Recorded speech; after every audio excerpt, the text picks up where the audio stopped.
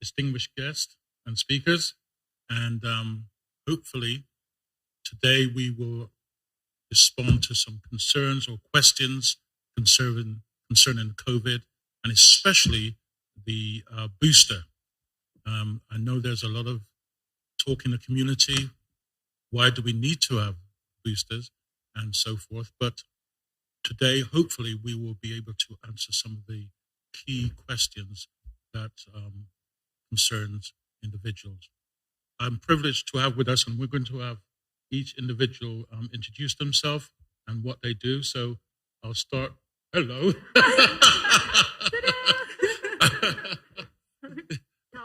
Childcare. Okay. So we'll start at the far end. Introduce yourself and. Hi, everybody. I'm Julie Northcott, and I'm a consultant in public health with a lead for health protection for Bristol City Council. Good evening, everybody. My name's Caroline, Dr. Caroline Krenzel. I'm a GP here in Bristol. At the moment, I work at The Haven, which is an asylum seeker and refugee health service. And I've been working in the community with some of the vaccination clinics since earlier this year. Hello, my name is Michelle Meredith. I'm the business operations manager at Malcolm X. I'm also COVID champion, and Malcolm X has also acted as an anchor hub for the vaccines, vaccine clinics. So we've had quite a few there, and I go out with some of the Bristol City Council COVID champions just to talk to people at various places about COVID and the vaccine. So just giving that information. I wonder if you could just remove your mask temporarily while you're talking, and then put it back on. Okay. Hi, I'm Tara Miran, and I work in Bristol City Council Community Development, and I'm an inclusive communities facilitator with my focus on race equality. So we've been working together throughout the pandemic. All the focus has been working with our colleagues and community organisations to, I guess, tackle misinformation for some communities in particular, including my own community. So this is why we're here. Okay. So from this panel here, I'm sure we're going to answer all the questions that might pop up tonight. Those online, or indeed those here, please, if you've got any questions, just type them in, and we have someone who will collate that information, and then we'll feed it through to the panel. I hope that's okay. So indeed, let us move forward now. And Julie, it's over to you.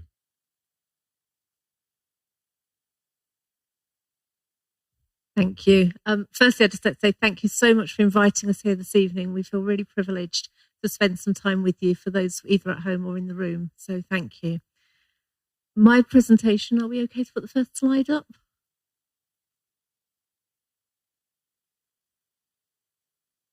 The next slide. Oh, that might help. Thank you. That's great. Thank you very much. Okay, I'm going to start the presentation by thinking about why is vaccine development, how has it happened so quickly? Because lots of people often say, how on earth did we get a vaccine as fast as we did? For me, there are 4 key reasons why we've got that vaccine. Firstly, money. We have never spent so much money so quickly on getting a vaccine together. We know that over £4.4 billion was committed to develop that vaccine. And that included £250 million from the UK into that global effort. And that was in March last year. We also added another £84 million into UK research in May last year. So that amount of money alone created the opportunity and the means to develop that vaccine. Secondly, we also had expertise. So we had researchers that were working 24 hours a day, 7 days a week, way more than they normally would. They used the existing evidence that they had on coronaviruses. We've had coronaviruses for many, many years, and we've had good research done on others. So we utilised that research, and we used that expertise that we had. And we've also got lots of experience both within the UK, but also worldwide in developing vaccines. Vaccines have been one of the biggest public health things that we have developed in my lifetime to prevent some of those illnesses that we've often forgotten about. We forget about measles, we forget about diphtheria, we forget about tetanus that used to kill thousands and thousands of people every year, but we have got lots of experience in developing them. Just going back to the money bit of it, I think it's always helpful to think about how does research normally get funded. So we know, because lots of us, I'm sure, put money into things like cancer research, things that are close to our hearts. We have to do that because that's part of the way that they develop the funding to do that research. But this, for the COVID vaccine, wasn't needed. It came out of the public purse through all of those different governments, but also from agencies and others that were interested in trying to develop this vaccine. For me, the third reason this vaccine got developed at the pace it did was because we had a clear purpose and cooperation. We had scientists, we had industry, we had governments, we had international organisations, and we had healthcare professionals, all absolutely committed to protecting those that are vulnerable, to saving lives. And that cooperation was at a scale I don't think we've ever seen before. It was a world together to try and make this vaccine work. And finally, for me, the vaccination development was around safe regulation. It was tested, it was trialled, and it was evaluated, not only in the UK, but in other parts of the world.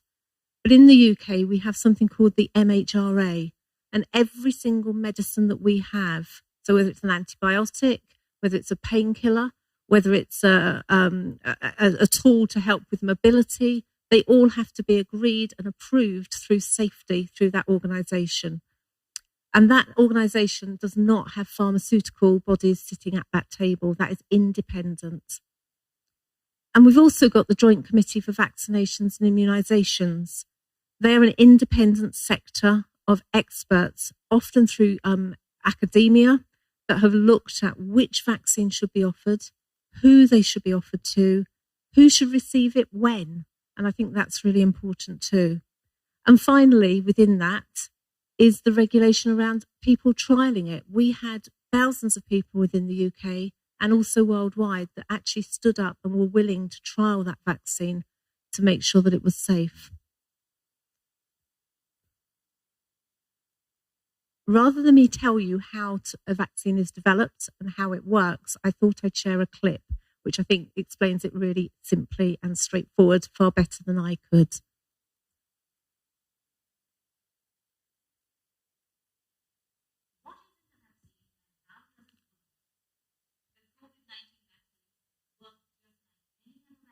We have had. Vaccines train our immune system to make antibodies and cells to fight the infection. The vaccine does not contain COVID-19 and cannot give you the virus. The vaccines do not contain anything that has come from fetuses or animals. The vaccine does contain a minimal amount of ethanol, but less than you would find in a banana or slice of bread. So they are suitable for those who wish to avoid consuming animal products or alcohol because of religious, cultural, or dietary reasons. More and more religious leaders and organizations are encouraging people of faith to get the vaccine. You can find the list of ingredients in the approved vaccines on the MHRA website. For the facts on the hashtag COVID vaccine, visit www.nhs.uk/coronavirus.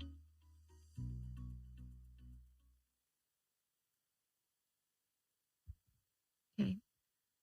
I thought I'd share with you a little bit about the vaccination uptake, particularly for Bristol, because that's where we are and that's what we're really interested in.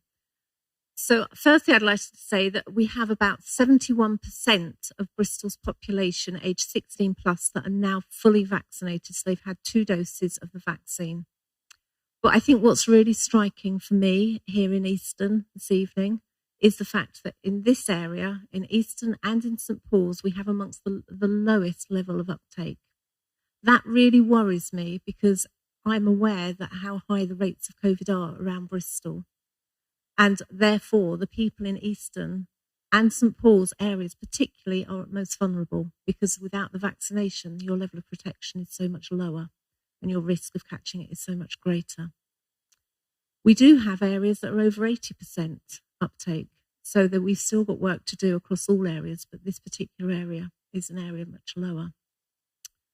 So there is a sheet up there. If you've got really good eyesight, you'll be able to see it, but I can't read it out from here. The other slide again, sorry, it's quite small on the screen, so I'm hoping you can see it at home. What we have got now, though, is evidence of the impact of the vaccination on COVID hospitalisations. So if you look at the graph, the first one shows quite a small number of hospitalisations, but we didn't have very clear numbers as far as those that were having COVID because we weren't testing for it. When the pandemic first hit last year, we weren't testing, we didn't know. We just saw people coming into hospital who were then tested, and then we knew they did have COVID. We introduced the testing in the summer of last year much more widely. We could go to a local testing site, we could order them through the post. And then we saw in the autumn of last year, so this time last year, our rates in Bristol and across the country went up dramatically, and we went into that second lockdown. What you can see from that graph, though, is the orange or red line shows the rates of infection, and following those grey lines underneath are the hospitalisations. So you can see quite quickly the infections start, the hospitalisations followed. We then, towards the December, January, started vaccinating people. We carried on vaccinating people, and thankfully lots of people have accepted that vaccine. And we've now got to the point where, although our rates have gone up, so again, the red line towards the right-hand side of the screen shows that our rates have gone very, very high, in fact, higher than we had last November and in January and February of this year. But our hospitalisations have stayed much, much lower. We haven't had another lockdown. We haven't changed our behaviour in as much. We haven't become more cautious. In fact, we're going out more, we're mixing more, we're interacting with each other, and yet our hospitalisations have remained much lower. But it's also important to look at deaths. And I'm very acutely aware that people are still dying, whether they're vaccinated or not, we are still having deaths. However, again, I think this graph shows quite strikingly the differences that we're seeing. At the left-hand side, you can see, as I said before, we didn't have very much testing, so we didn't know, but we had a lot of deaths. We then had testing became available, so we saw the rates going up. You can see that red line. There's a sort of an M in the middle of that graph. That was the rates going up, and then you saw the deaths again follow a few weeks later. We've then seen our rates go up even more dramatically, as I showed on the last slide, but our deaths have remained much, much lower. And again, when you consider we haven't become more cautious in our behaviours. The only thing that has changed for us is the fact that we've had the vaccinations to help give that level of protection. So why do people still get COVID, and why does people still get ill? That's a question that's often asked of us, and it's really important to be honest with you that no vaccine that has been created so far gives 100% guarantee of protection. But we do know that it prevents many, many cases, and it certainly prevents many hospitalisations and deaths. We know it doesn't save every single person, though. And there are individual risk factors. Our bodies don't always develop an immune response as well as somebody else. We also sometimes have other risk factors, health conditions that make us more vulnerable as well. So both of those factors, so our individual needs and ability to develop that immune response, and that risk factors that each of us may have, create that additional risk. As that's why we may still catch COVID and we may still get ill.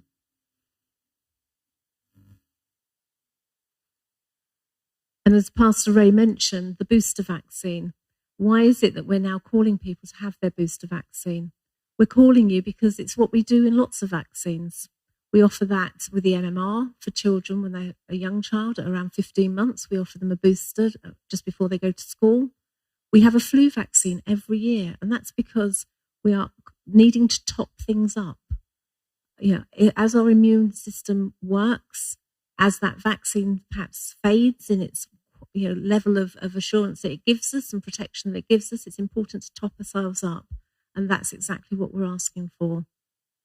We know that we're seeing more and more evidence that booster gives that additional level of protection. And literally today, the research has come out to say it boosts you up to about 90% or over 90% protection against catching and becoming ill with COVID. So it is really important, that booster. We are offering it now to anybody over the age of 50, and we're also offering it to anybody that has got a clinical vulnerability or works in frontline health and social care.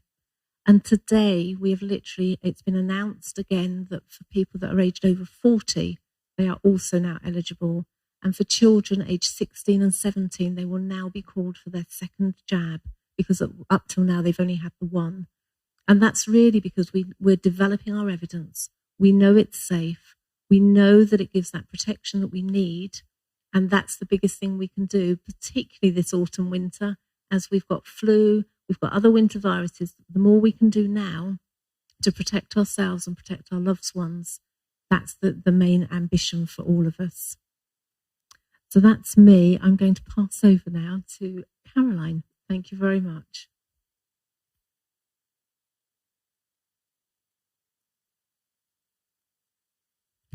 Thanks, Julie. I have got some slides. I will be speaking roughly to them, but mostly, I guess, I was asked to come along this evening to speak to more my personal experience as a Black woman, as part of the Black community, and also as a GP working through the pandemic. So I just wanted to talk a little bit more about how it's impacted our community, really. And actually, this is the first of these sorts of talks that I've been invited to for a little while.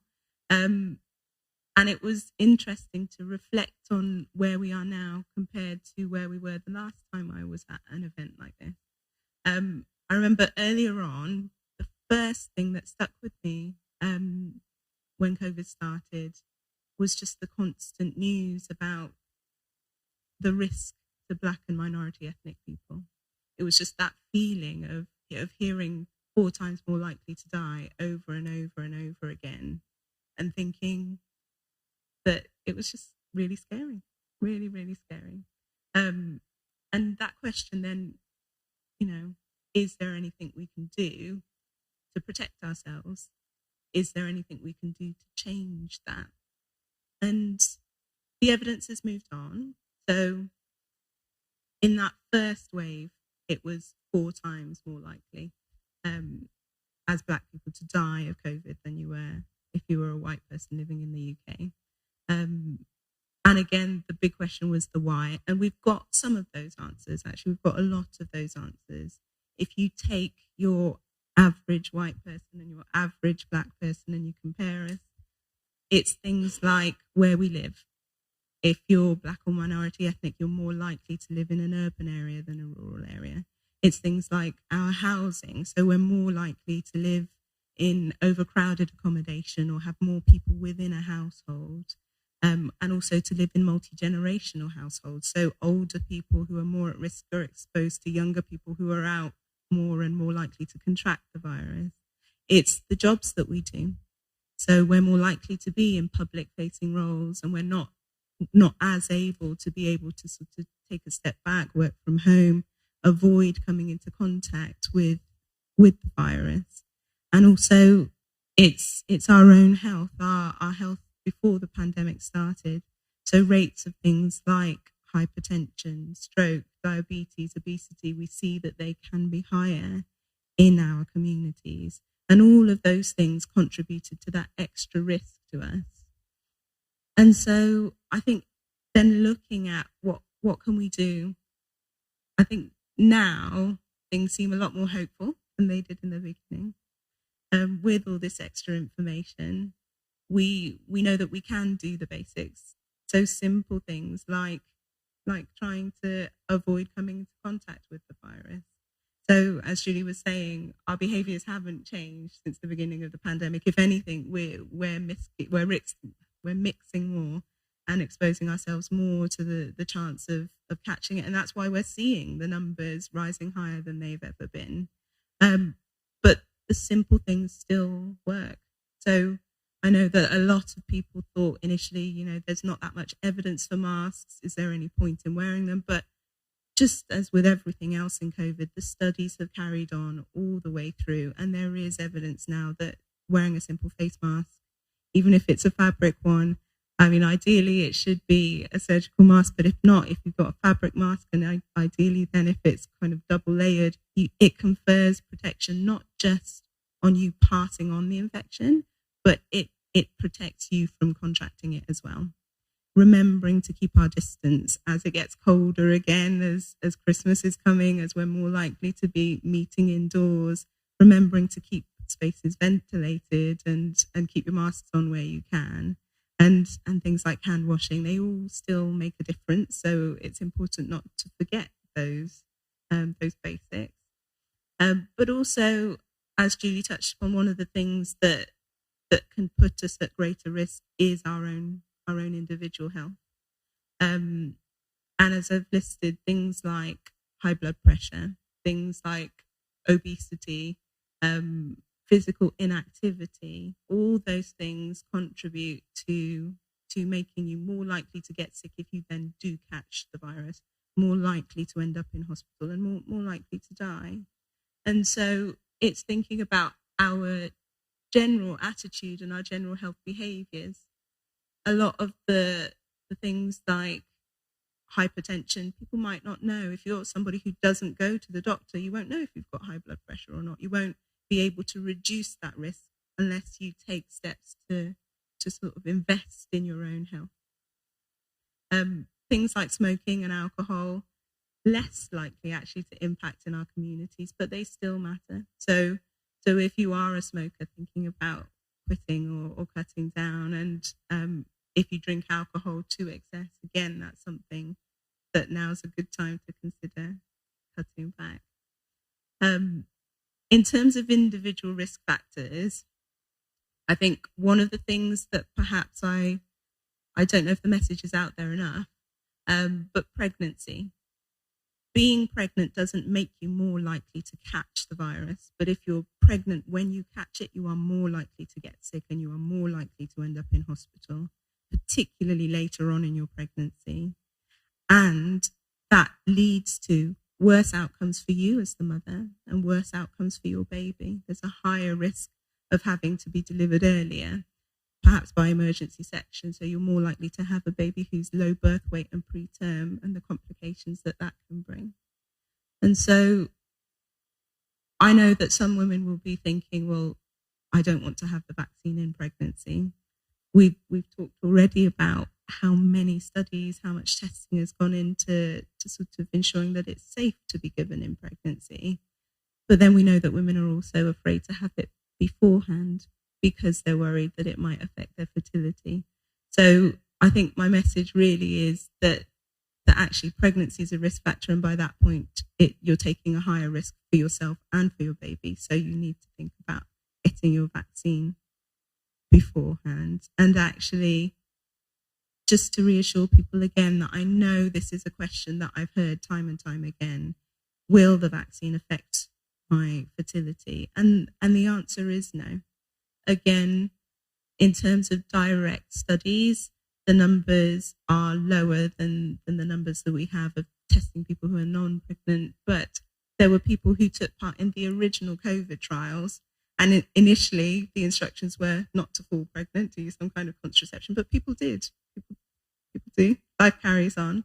And so we know that people have fallen pregnant after having the vaccine. And the advice from the British Fertility Society, the advice from the Royal College of Obstetricians and Gynecologists is that there is no theoretical link and no proven link to the COVID vaccine and any impact on fertility.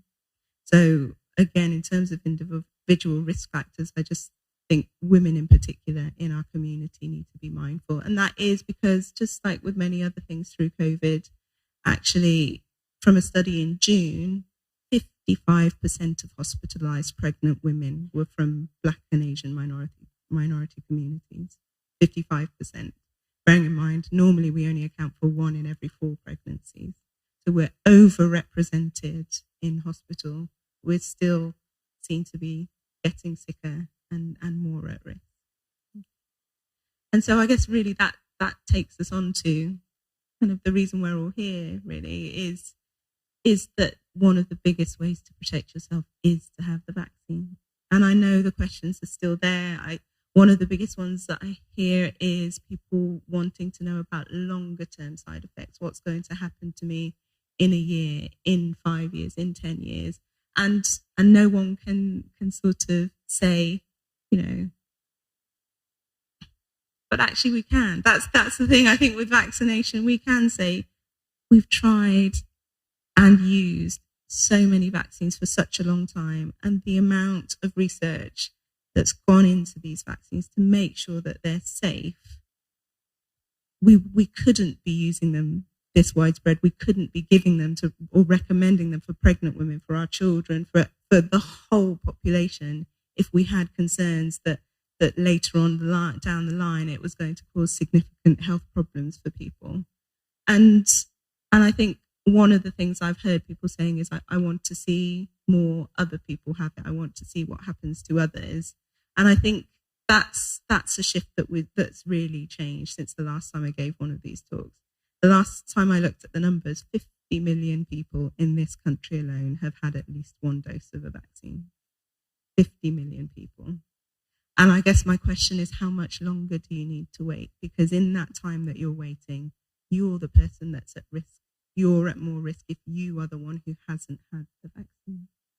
And so it isn't really for me to sort of sit here and instruct you to go out and just get it done. But I'm glad that people are here. I'm glad that you're listening at home and tuned in online to get those final questions that you have answered, because the answers are here now. We've got the evidence. We can tell you that it's safe. If you're worried about fertility, if you're worried about pregnancy, if you're worried about side effects, the information is there. So it's just about asking those questions to get your answers, to feel informed and assured that it's a safe choice for you.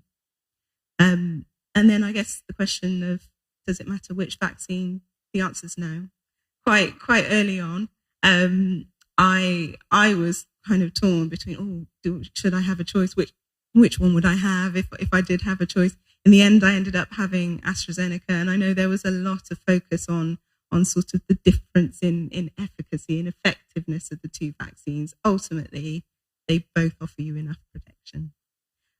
But as Julie was mentioning, what we found again with ongoing research is that over time, the effect of that vaccine wanes and we do need a booster.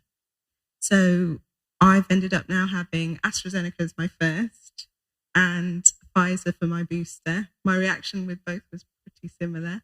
And it's probably, if you ask all four of us, it's probably been quite different, each of our reactions, but there's a cluster of things that you can expect, really. And in terms of the main side effects, they're things that you can prepare yourself for, and they don't last. That's the big thing. So with my AstraZeneca jab, I didn't have much arm pain, but I was really sleepy and I had a fever. And that was about 48 hours, and then I was fine again. With my Pfizer booster, my arm was more sore, still had the fever, had a bit of a nap, but 24 hours I was back up and running. But you speak to some people and it's vice versa. It's an individual reaction, but we say on average it's about maximum 72 hours that you might feel like you've got a bad cold or like you picked up the flu, and then you feel better. And then you're protected. And so that's the list there of the most common side effects that people get.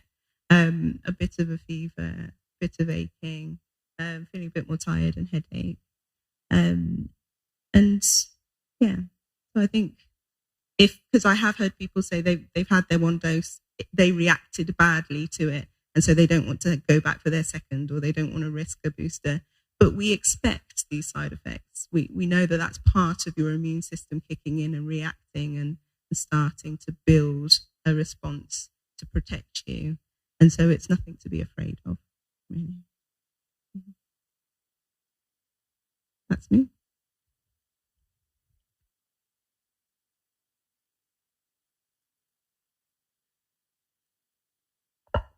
Yes. it works. Okay. So I am not a healthcare professional. I'm not in the NHS, but I work in community development in Bristol City Council, and my job in particular in the team is to help sort of bridge the gaps that Black and minority ethnic groups face in communities, in any part of life, which we all know we go through daily. So my job has basically been, my input in all this has been working with communities, working on the ground, working with community organizations or groups, and really listening to people like yourself and others and saying, what are we worried about? What are our hesitancies? Where are we getting our information from? Because I know that we are quite close-knit communities. So the Kurdish community that I'm from, we're very close-knit. We get our information from each other. And misinformation has traveled quite fast amongst us. And we are the source of information for each other. So I have just been a part of this to be, just to hear about what our communities are going through, what are we worried about. And I found that, to be honest, they are more likely to open up to someone that looks like them and understands their struggles. And I'm with you, I am you. So I've completely understood the hesitancies and just all sorts of concerns that we all have. And I've been able to feed that back to the healthcare professionals. They're the experts, they're the scientists. You know, to me, they know what's in the vaccine, what the vaccine's about. They've been working on it for ages. So for me, it's been just bridging that gap and just trying to be a link in that situation. And Caroline touched on our families, our communities sort of being sort of like multi-households, extended families. We live together. So for me, what I see in our local communities is, you know, a young, healthy person might say, well, you know, I don't want my vaccine because I'm good. I'm fine. COVID has skipped me for the past year, but you might not have symptoms, or you might be past going home to your grandmother and who's outlived her life through many, many hardships, but you know, you're going to give her an extra risk and she's elderly or the young children. So for me, it's knowing that this is how our communities live. This is how our communities are. We're close knit, and just being able to share like factual information to them and saying, equipping them with the information and saying, this is the information. This is, you know, if you don't have the information in your particular language, I can link you up with a healthcare professional that can speak your language and is from your community, and they will answer your questions and your concerns through events like this or through online events. And, you know, just trying to bridge the gap a bit to give them information in their language, accessible information. And what we've done is we've teamed up with people like Michelle. So through different community organizations, we've got COVID champions, community champions. So we have a male and a female from each. So we have Afro-Caribbean champions, we have Somali, Pakistani, Polish, Romanian. We have several champions, Arabic-speaking champions, and they work with us to share the information more into the communities. So it's been a great help to work with you. It's been very nice because we've been working on the ground, we've been building partnerships, and I'd just like to pass it to you to say how you found it, I guess.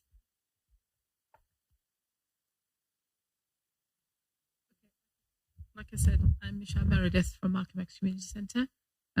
Bristol City Council approached us at the start of the pandemic and asked us if we'd be like a COVID champion as an organisation. And I was given the task to find somebody else. So I worked with a young gentleman called Junior Sanders.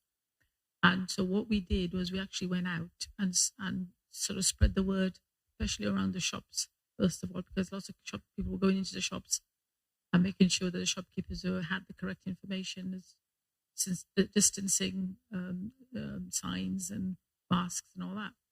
And then I, like everybody else in the Black communities, started listening to the talks, and I thought, oh my gosh, this vaccine is been designed to kill me and people like me.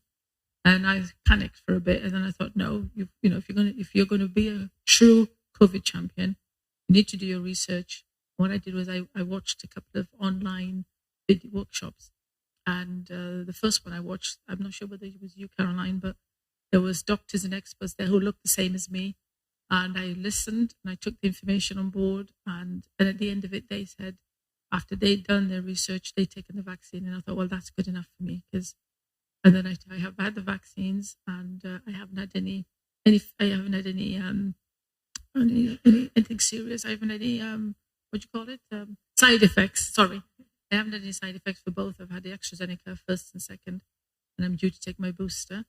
I do know that some of my friends that I spoke to at the time in the area admitted to me afterwards that when I told them I was having the vaccine, these are black friends, they said, oh, we haven't had it yet because we thought you were going to die. So we were waiting for you to take both vaccines. And then I said, well, I'm still here. I haven't died. So what do you say now? And they just look at me. And so, so I think, like Karen was saying, you need to find the information for yourself, because if you listen to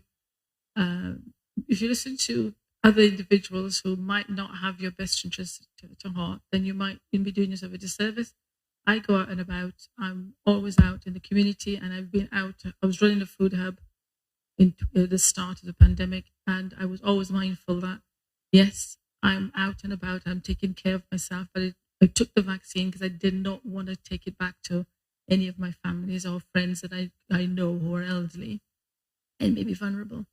I would want to live with myself that I might have been that person that took the virus into their homes. So all I'm saying to you is there's enough information out there. I love going to the vaccine clinics, and people come forward, and I think when they see somebody like me who's the same color as them, they open up a bit, and then you can just gently guide them in to where the nurses are and the people who know what they're talking about. I just say I'm just a facilitator, pushing them through. And we've had some people who've come through and they've had a chat with the nurses. They haven't been happy. They've gone away, but there's enough information out there where you can grab a jab. There's all these different clinics happening, and there's a few happening in Eastern. They've happened in Eastern. And the take up slowly, we see people of color coming forward. Because, if you're waiting for your best friend to die and they haven't died, then what excuse have you got? You know what I mean? And I think I look healthy enough. So all I'm saying is that the information is out there. The NHS have got enough resources in place. We've got it in all the different languages.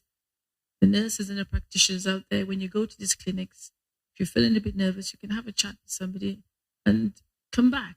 And the best one I did was at IKEA, when they were doing their shopping, and as they were coming through, I was asking them if they'd done their shopping. They said yes. Have you had your hot dog? They said yes. And I said, we're offering a one-stop shop today. Go turn right and go and have your vaccine.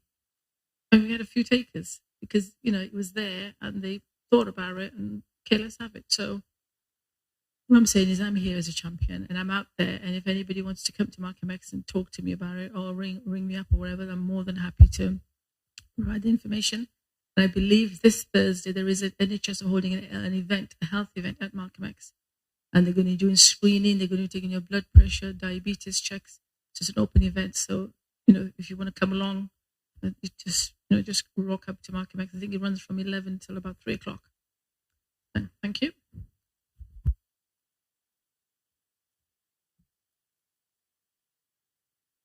So we thank the panel for the presentations.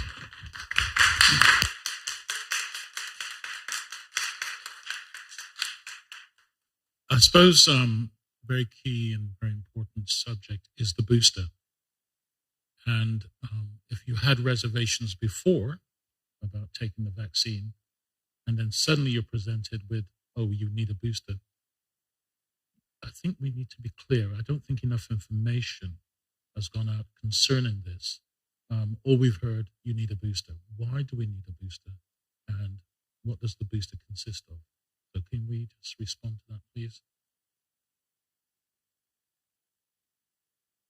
Okay, so why do we need the booster? It's because the 2 vaccines that we've had have worked really well, but over time, they slowly don't work as well as they did when you first had it.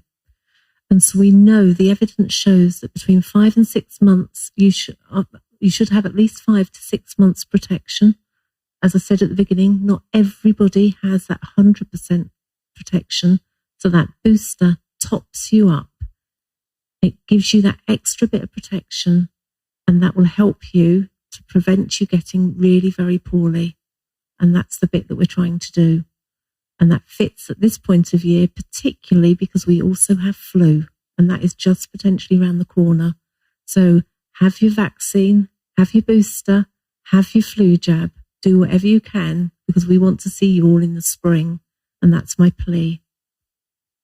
Anyone else would like to respond? So if we're going to have a booster,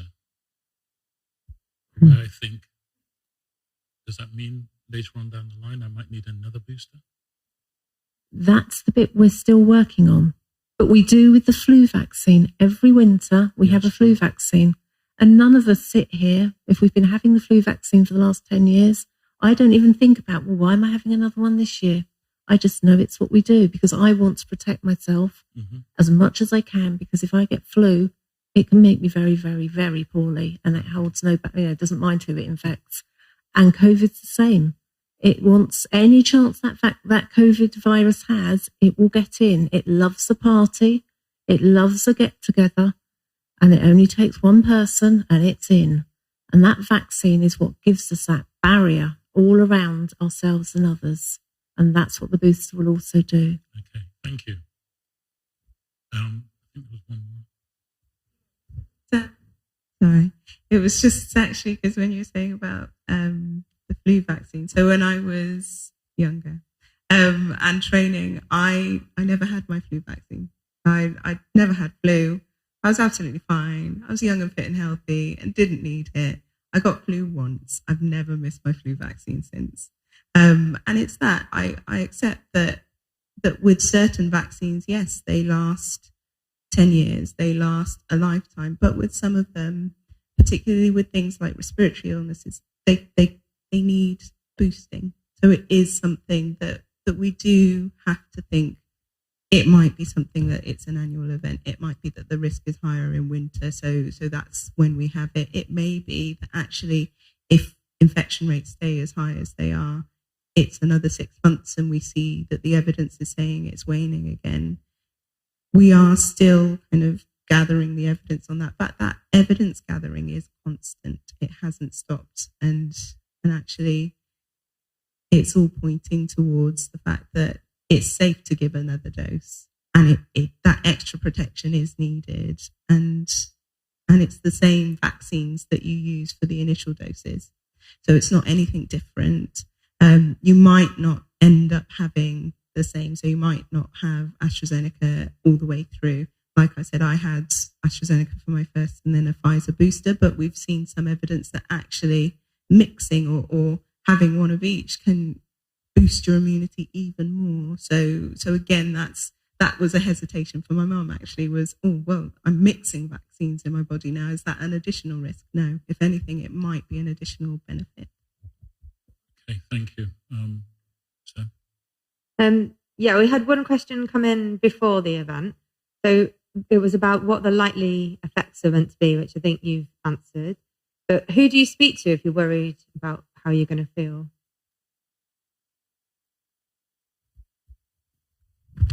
Any of us? And as I said, I think on average, you're right, maybe not in Eastern because our numbers are lower, but you'll know someone who's had it. You can ask people that you know, how did you feel when you had it? And the responses that we see people having are typical. It is the same cluster of a bit of a temperature, feeling a bit achy. So if you're worried about how you're going to feel once you have your vaccine, there's many people around who can ask. You can ask. We've got the vaccine champions. We've got our community champions. You can ask the pharmacist. You can ask your GP. You can ask anybody, really. Can I just come in there and say, the other thing to say is you often only ever hear the worst in the media. It's always the worst catastrophic outcome possible. So I wouldn't encourage you to necessarily go looking on social media to find out what your side effects are going to be, because you will have the worst possible ones being reported. You are much safer talking to friends and family that you know and trust, and to health professionals like Caroline, pharmacies, etc., etc. a number of individuals who receive both vaccines become unwell with COVID. So that's put more doubt in the minds of the community. How do we respond to that? And I think, as I spoke earlier on in the presentation, no vaccine has ever been 100% guarantee. And that's the reality, unfortunately. But if we're in a place where there's high levels of virus circulating and high levels of people that are unvaccinated, that's where it gets its biggest grip into a community. And so that's why we're here, because we don't want that happening in this community. Right. We want you to be protected. We can't guarantee that nobody will catch COVID, and we cannot guarantee that nobody will become really poorly. And we can't guarantee that there won't be some death. But what we can do is we can say it will protect a much greater number of you if you have the vaccine. Excuse me, sorry. Is this working? Yeah. You basically said just now you can't guarantee there will be more death. So are you saying that despite having the vaccine and despite having the booster, then there's a possibility that you may still die? I think I'm saying you cannot guarantee 100% for every single person. Right. So if you had 100 people, I could not guarantee that every single person would have no risk of catching COVID, because no vaccine gives 100% guarantee. But it gives you high 90s, that over 90% of people that have had their booster will not catch and have symptoms of COVID.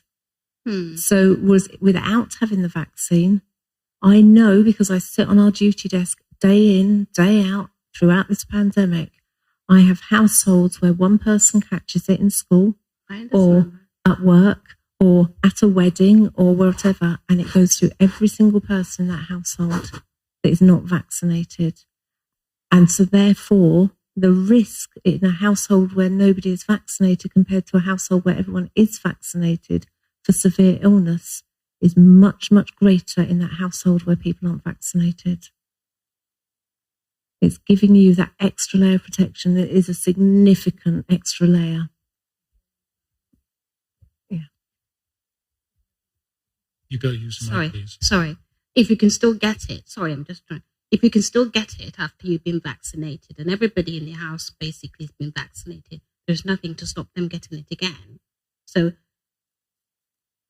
I don't know. You may not. You may be protected to a certain extent, which is what you're saying. So you won't get it to the extent that you would if you weren't vaccinated. Okay, but it still doesn't stop you getting it. No, that's not what's No, but I think what I'm saying is it gives you a really, really high percentage chance of not catching COVID. So your chance of catching COVID if you're vaccinated is much lower than if you're unvaccinated. Your chance of getting severely unwell if you're doubly vaccinated is much lower than if you're not vaccinated. And your chance of dying of COVID or complications of COVID if you're vaccinated is much lower than if you're not vaccinated. Okay.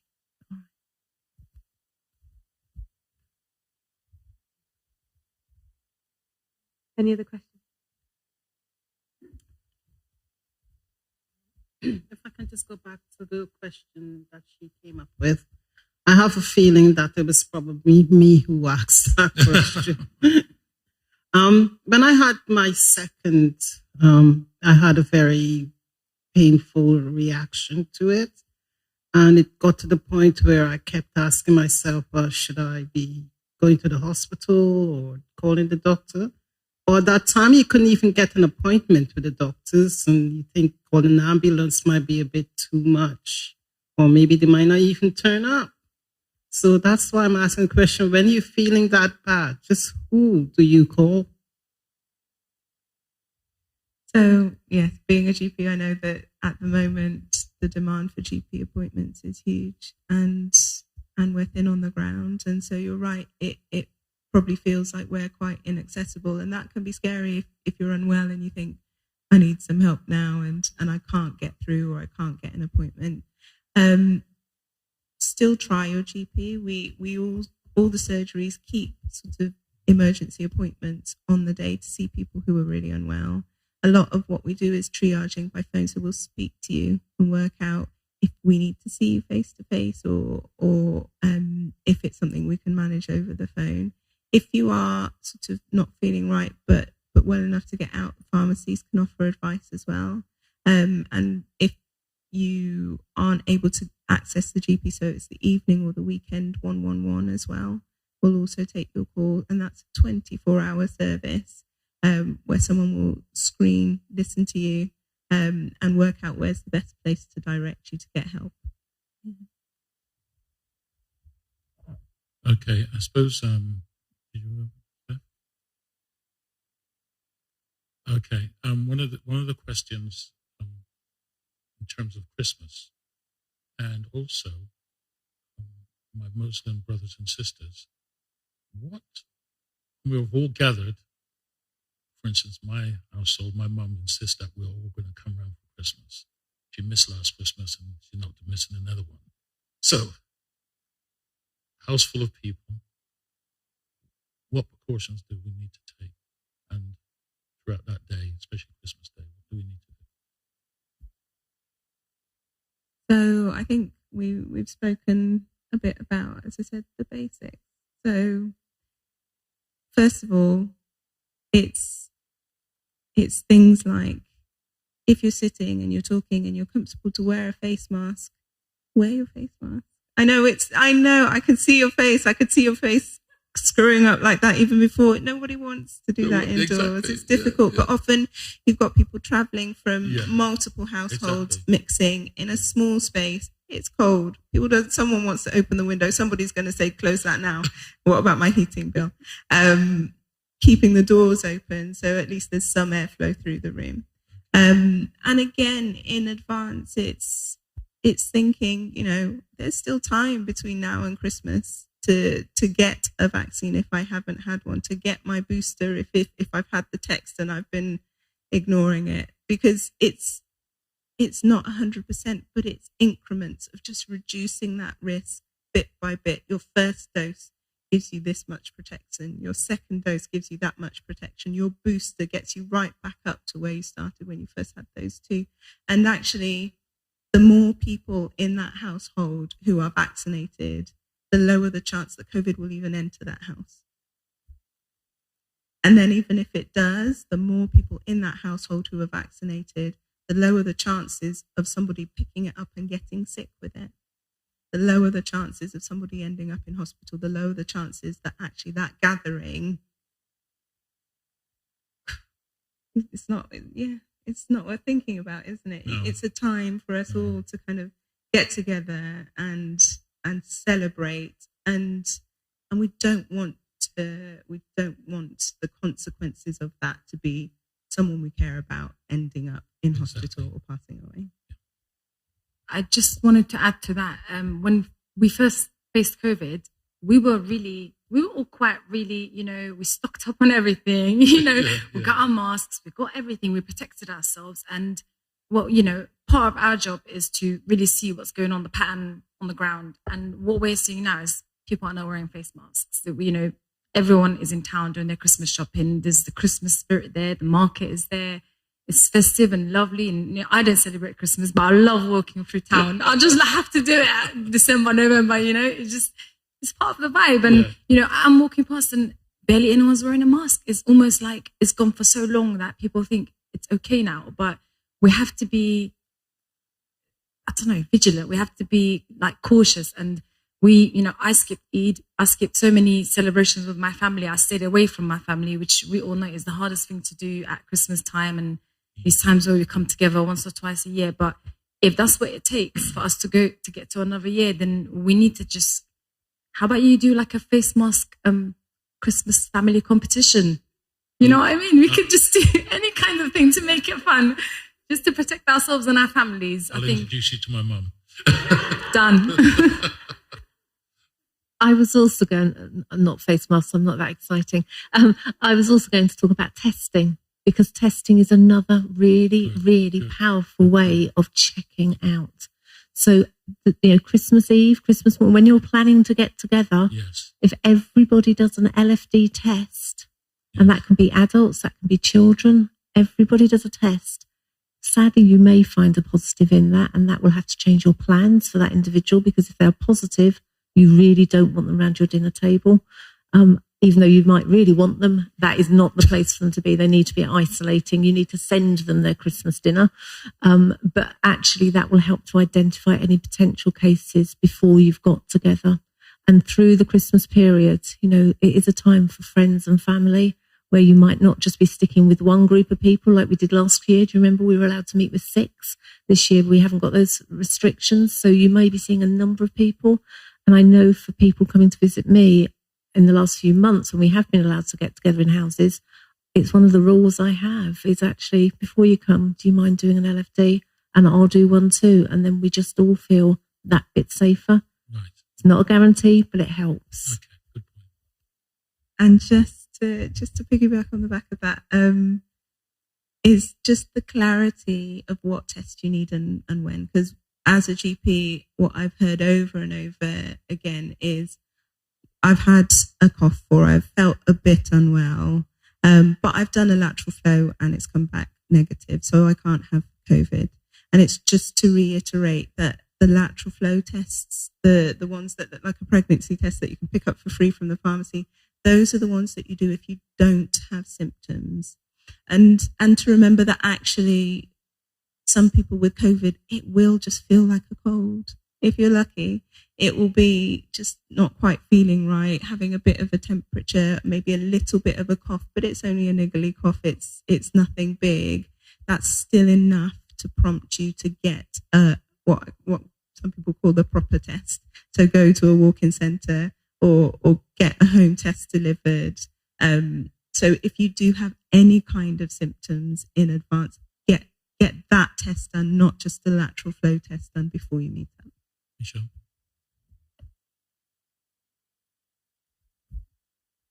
Hello. All I was going to say is that in the time that I've been going around as a COVID champion, I have come across people, especially in the African and the Caribbean society. They don't want to talk about it. They don't want to talk about it. They don't want to tell anybody they've had it. So I think that's part of the problem as well. I think if we open up and start being honest that we've had it, and especially some people who are prominent in the community, they're the last person that they're going to tell anybody they've had the COVID jab. And I don't know why that is. They just don't want to admit that they've had the jab and they're alive and kicking and they're fine. So I think people can talk a lot about when they've had the vaccine and they've had lots of symptoms and they know somebody who's landed in hospital, but nobody's talking about, I had the vaccine and I'm fine and I'm okay. So that's what we need to hear a bit more of. Okay, fantastic. Is there someone else? Hello. My question is that, isn't there another way we can boost our immune system rather than sort of having the vaccine? Yeah. I guess that speaks to, again, our general health and well-being, how we look after ourselves. So we spoke a little bit about things like making sure that you eat enough fruit and veg. In our communities, in Black and Asian and minority ethnic communities, it's the recommended 5 a day, if not more, and we don't manage that. Those are the simple things that actually help to boost your immune system, and yes, that will get you so far. I know there was a lot of talk about vitamin D deficiency and the impact that might have, particularly on people with darker skin. We live in a country where there's just not enough sunshine, and that's how you absorb your vitamin D. That's where you get it from. So yes, we should be taking a vitamin D supplement, particularly through the winter months, to keep ourselves topped up. So that's another thing that you can do. But is that enough to stop you from getting COVID? No. Well, in actual fact, I had COVID last year in March. Okay. Yeah, and really, what I took was natural remedy of the West Indian sort of stuff we do, which in actual fact, I got better. Mhm. And last year, Christmas, when we were told we could have all our family around, the long and short of it was, the family normally get together, but that day only 4 turned up. And a week after, my brother said that he contracted COVID. And then he told me, but my other brother also contracted COVID, which they both were very ill. And all the stuff which I did, the natural stuff, helped my other brother, and he got better. The older one, who was very stubborn and didn't want to use any of the stuff, he got really, really bad. And in actual fact, what we did, we used all the natural remedy and alkaline, sort of juice a lot of stuff, which give him a lot of alkaline, and really got his body temperature had gone. And by doing what we did, he was okay. But the honest truth, if we didn't do that, we would have lost him. So I hear about the vaccine, but also I think we can also have a dietary needs for some of the people who come to help them with the diet and what certain food they can eat to help them, rather than, even though they have the vaccine, but still keep their immune system up, and which will help everyone, rather than sort of sitting around relying on the vaccine only. I think we need to take drastic measures, other measures as well. Excellent points. Yeah, Excellent. that's a brilliant point. And it's exactly that. Each of these things in isolation aren't the answer on their own. It's all of it together. So if you know that there are certain foods that help you recover from an illness quicker, there's no harm in using those. I think the subtle difference there is thinking about the vaccine as your prevention, and then if you get COVID, what can you do to make yourself feel better? What can you do to sort of help you recover quicker? And I think the vaccine really focuses more on trying not to get to that point where you've got it in the first place. Okay. But the thing is, if we could have the people who contracted vaccine, COVID, if there is a directory to say, look, once you get over, follow these guidelines with your diet. And I think because once they think they've had the vaccine, they've had the booster, they're thinking, oh, I'm fine now. You know, my immune system is working. But not always. But that's why you actually said that the it's not 100%, but the extra 10 or 30% will keep everything at bay. I think. Oh, sorry. Go on. I guess, again, even things like that diet, what we would probably see is that if you take 2 people who catch COVID and whether you give them the diet or not, each individual reacts differently. So it's very hard for us to say quite prescriptively like that, these are the things that you should definitely eat if you catch it to make you feel better. Unfortunately, it's not necessarily guaranteed. I think you're right that there's something in home remedies that we've used to keep ourselves kind of well for generations. It's not to say that they won't work, but I would say that it's hard for us to say that if I write it down and each and every person follows it, then no one of those people would get really sick like your brother, your older brother. Okay. Thank you for that. Thank you, Marie. Wow. One of the key points that I was hoping we'd cover today is children. Very important that we cover that area in depth. So in the time that we have left, can we look at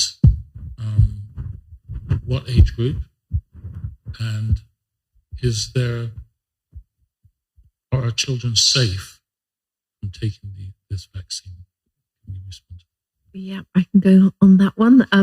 As a parent myself, and my actual child was one of the first to have the vaccine because he's got immune suppressed treatment that he's on. So he actually had his before his older mother and dad. He had it last year earlier this year, back in January. So I know from personal experience, I absolutely would have, my child was vaccinated. It was the right thing to do. Because I trusted the research, I trusted the fact that our organisation that looks at the safety of vaccines, they'd done a good job. I'd read all around it, and that was the safe thing. I have to say, he spent about 4 days in bed after his vaccine, but I think that was because he's 16, rather than actually anything to do with the virus, the vaccine whatsoever. But there you go, that's a side story. But children, we actually in the UK started vaccinating children later than other parts of the world. We sat back, rightly so possibly, because we are absolutely rigorous in our safety within the UK, and we waited to make sure we were absolutely sure it was the right thing to do. We did make that decision based on the evidence, based on the trials, based on what's gone on in the States. I mean, the USA has vaccinated far quicker than we have. We made the decision in the UK to vaccinate the 16 and 17-year-olds. And that was because that's where we were seeing an awful lot of cases arising earlier this year before the summer holidays. We then moved to make the agreement that 12 to 15-year-olds would be vaccinated. And I know, because I read the paper and I watch the news, that there was some, do we do it or do we not? What's the decision? And the reason for the vaccination of the 12 to 15-year-olds is complicated in some ways. It's a safe vaccine for 12 to 15-year-olds, first and foremost, so there's no reason why we couldn't. But we also recognise, and for those of you that are parents yourself or grandparents even, the impact on children being out of school for so much of last year and earlier this year was huge, both in their educational opportunities, in their mental well-being and mental health, their social skills, and also the impact on families as well, because you're having to try and support them in their learning at home. You're perhaps trying to work yourself at home. And the impact of not being in school was much greater than any potential risk of having that vaccine. We know it's a safe vaccine. And so it's part of the work to, one, protect children, also protect those in the household that they live in and grandparents that perhaps look after them and that they see regularly, other family members. But it is also to try and prevent them catching COVID so that they can continue attending school every single day, because that's what we need our children to be doing. So it is a range of reasons why we made that. And I'm saying we, the royal we, the health sector and the scientists and the academics and all of those people made the decision that it was the right thing to do for 12 to 15-year-olds. Will we go any lower than that? I don't know, because I'm not sitting around the table with that academic, scientific body to give that answer tonight. What I do know is they've made the decision to offer it to 16 and 17-year-olds to have the second vaccine, and that is based on the evidence that it is safe, the evidence that a second vaccine gives that extra layer of protection in the same way we've been talking about the booster. For our 16 and 17-year-olds, they've had one dose. It will give them some protection, but they'll get extra protection from that second dose that they're now going to be invited to have.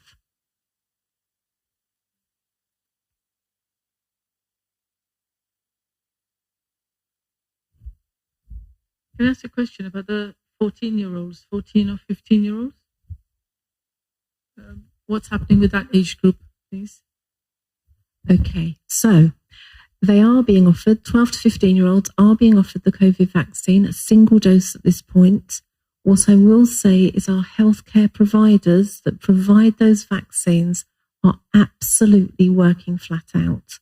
But they're also trying to get the flu vaccine into every child that is eligible, which is all children now of school age. So whether they're 4 or 5-year-olds all the way up to 16. So our school nurse, our public health visiting school immunisation team are trying to do all of that. And last year they weren't having to do anything but flu. So you can imagine we've got a single workforce that is now doing double the amount of flu vaccines at least. and they're trying to do COVID vaccinations. So they've prioritised special schools, which is our children that have the clinically likely the most vulnerabilities. They've been doing those first. They're then working through their secondaries, and then they'll be moving down to the primaries. We are aware, though, as a health system, that that is a huge burden of work for that workforce. So there are alternative clinics being set up, and I think there may be better people in the room that can answer when they are and how they're going to be delivered, but they will be provided through drop-ins, etc., out in the community as well.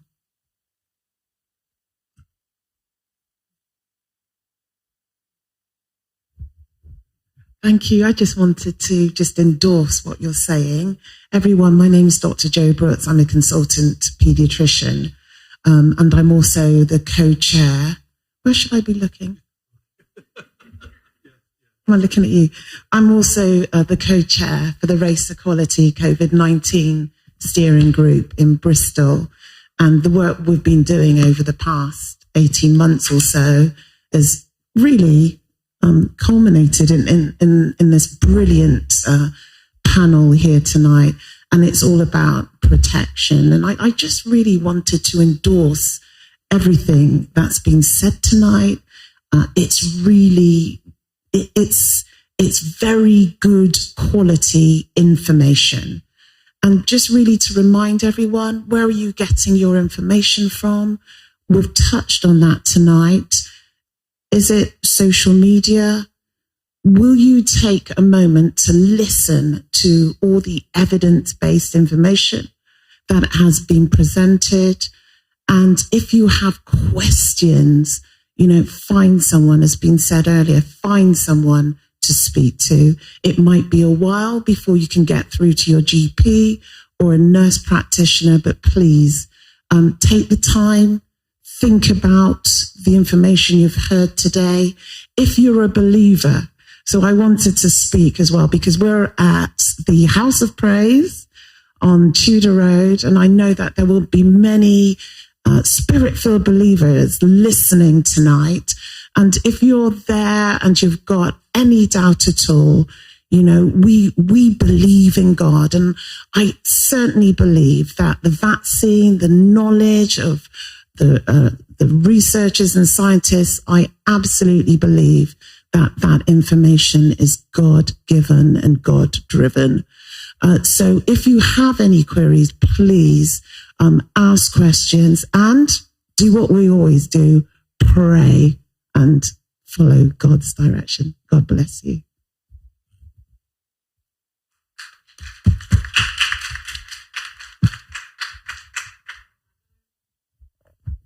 I don't know what to say after that. that was powerful. Yes. So I'm just going to echo what you've said in terms of people wanting accurate information. Through you, they can send in their questions, concerns, that can come straight to us. We're finding new, strong ways of all working together in partnership. NHS, BNSSG, community champions, community organisation, and the fact that it is Black-led organisation, me myself, I see myself reflected in you because your concerns are my concerns. I may not be Black, but I worry about the same inequalities as you. So in many ways. So at the end of the day, I'm a parent as well. I have more in common we all have most in common with each other. Our concerns are the same. They're valid concerns. So if you want the scientific answers, through you, we can all link up and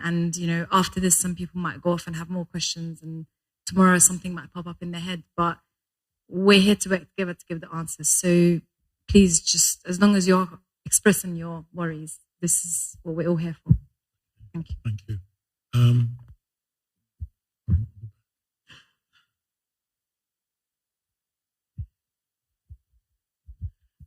Just to say, and thank you to the panel. I thought they did an absolutely amazing job. Absolutely. I really did. That was extraordinary. Thank you all. But just in case you actually do fancy getting your vaccination, just to say, we do have the grabajab.net site. So grabajab for Christmas.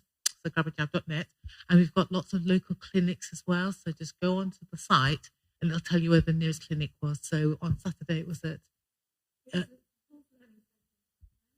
and so. So it's all over Bristol. There's never been a better time to go and get your jab if you're ready. Okay, thank you. I suppose I was just going to say, the other thing to say is there is never any judgment. If it's taken you, if you were offered that vaccine in January and you decide in November or December to go and have it, or next February to go and have it, you will never be judged for not having it 6-8 months ago. It is we call it the evergreen offer. It never loses its leaves. It's always there. So take your time, but not too long, and please go and get it. Okay. I suppose my last point, we've got 10 minutes, I believe. Is it my impression that the government is playing down the rate of infections because it then leads to complacency? People don't seem to have this urgency. I remember that every single day we had a report, and it got to the point where you didn't want to hear. I've got to say, for those, me personally, 47 individuals that I've known has passed away in the last year. As a pastor, I am conducting 2, if not more, funerals a week. Since January of this year until now, I've officiated more funerals than I've done since 2019. It's just crazy. 2 years prior to the lockdown. I'm getting very emotional, but it really does trouble me that that's the reality. And we can say what we like, but the reality is, as a pastor, I see the sharp end of this. And I see the effects. And not only do I see the effects, if you survive, I have a friend right now, he did the Ironman. I've got to carry him up the stairs because he's recovered, but his lungs are deeply affected. So say what we like, at the end of the day, as a minister, I suppose I see it. And I would encourage anyone to be careful, consider your health. We take the flu jab, like you said. We give our children the vaccines that they need without question. Do your reading, do your research, and then make a decision. When I took mine, it was up until the last minute. I made sure to read up all night. I was reading because I didn't know what they were going to put in my shoulder. And I went the next morning, had it, flex. I was fine. So, and the second one. And I've got my booster on Monday. I hope so. So, I know Rose and Marie would miss me, but there you go. But yeah, people do ask the question, Pastor, you all right? Okay, now I'll go and take it because you've taken it. And that has happened. So we are responsible for what we do and say in our community. All right? So may God bless you. Are there any? You got a lovely video to end with. So JT, do your thing.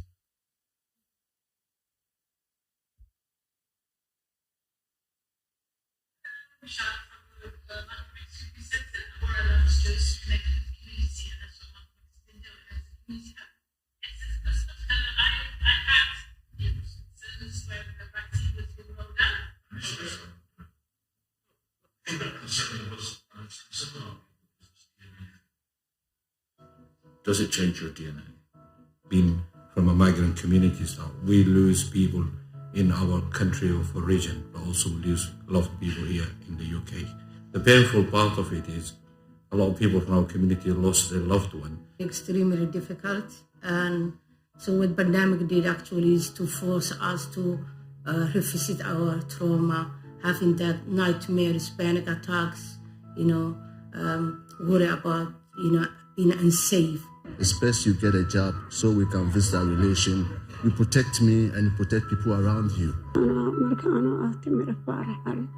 talaalkii waan qaatay laakiin kadib waan ku fiicnaaday labadiibana waa qaatay hadda mid saddexaad yimaadna waan qaadan insha allah haddaa la ii gaarsiiyo. Having a representative from the community that you trust and that you come from and that understand you. We've got the mosque here, we've got the church here, we've got a pub here, and we've got the shop here. So we get people from every part, and we're saying, by the way, while you're buying a box of tomatoes, have you had your vaccination?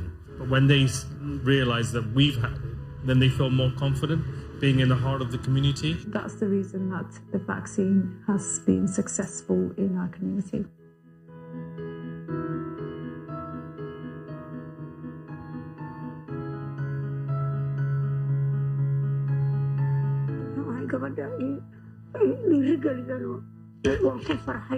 I'm very pleased I've got it done. My mind is at rest now.